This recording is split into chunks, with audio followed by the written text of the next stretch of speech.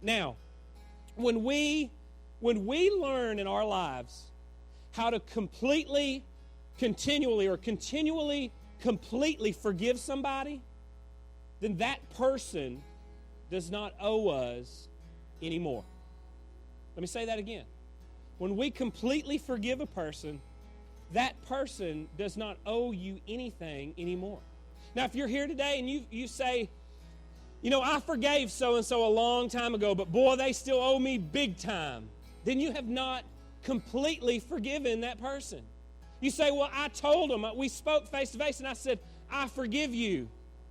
But if you're still holding on, even though you said those words, if you're still holding on to some resentment or some bitterness, then you have not completely and continually forgiven that person. And here's what you probably are going to push back and say if that's you today. You're probably going to say, but Pastor, that's not fair.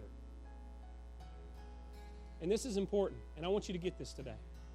Fair, and this is in your bulletin, is not something that God has shown us or that we owe anybody else. Now that's a statement that makes you step back and go, whoa, what? First of all, fair is not something that God has shown us.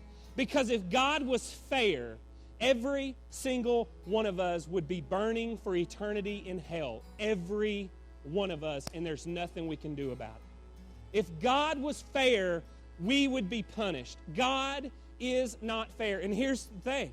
Not only is God not fair, but we don't owe fairness to anybody else. Now here's what we would say to that. That when on the surface, that sounds like an all about me statement, doesn't it? I don't owe you fair. To somebody that hurt us, we would say, I don't owe you goodness because of what you did to me. I don't owe you fair. But here's where I want you to understand. Here's where I want you to take that. We don't owe fair to anybody else. We owe forgiveness, and we owe grace.